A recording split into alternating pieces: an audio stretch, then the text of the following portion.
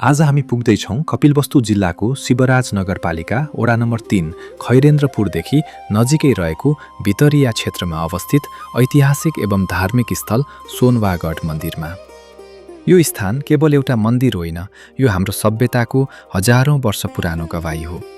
सोनवागढलाई स्थानीय रूपमा सोनोवागढ पनि भनिन्छ।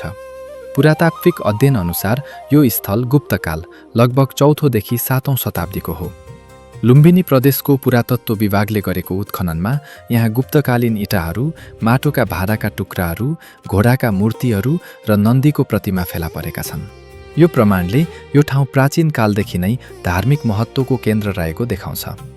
किम्वदन्ती अनुसार यो क्षेत्रमा पहिले एउटा प्राचीन गढ वा किल्ला जस्तो संरचना थियो, जसलाई सोनवागढ भनिन्थ्यो।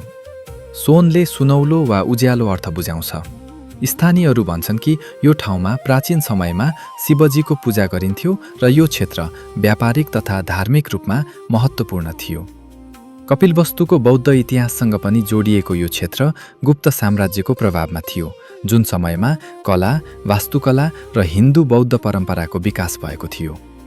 मुख्य मन्दिरमा शिवलिङ्ग वा स्थानीय देवताको प्रतिमा छ।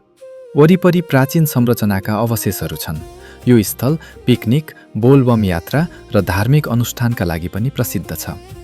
शिवराज नगरपालिका वडा 3 को यो मन्दिर स्थानीय समुदायको आस्था र सांस्कृतिक पहिचानको प्रतीक बनेको छ। हामी त्यहाँ पुग्दा एकजना स्थानीयले भन्नुभयो, हाम्रा बाजे बजैका पालादेखि यो मन्दिर छ। पहिले यहाँ ठूलो गढ थियो रे। उत्खनन गर्दा पुराना इँटा र मूर्ति निस्किए। यो ठाउँले हामीलाई हाम्रो इतिहास सम्झाउँछ। आज सोनवागढ मन्दिरलाई थप विकास गर्न स्थानीय सरकार, पुरातत्व विभाग र समुदायले प्रयास गरिरहेका छन्।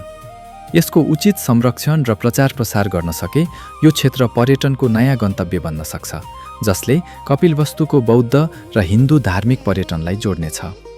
सोनवागढ मन्दिर हाम्रो अतीतको साक्षी हो। यो केवल ढुङ्गा र माटो होइन, यो हाम्रो संस्कृति, आस्था र इतिहासको जीवन्त रूप हो। आउनुहोस्, यो पवित्र स्थलको सम्मान गरौँ र यसलाई आगामी पुस्ताका लागि जोगाउँ। Routine of Shivraj.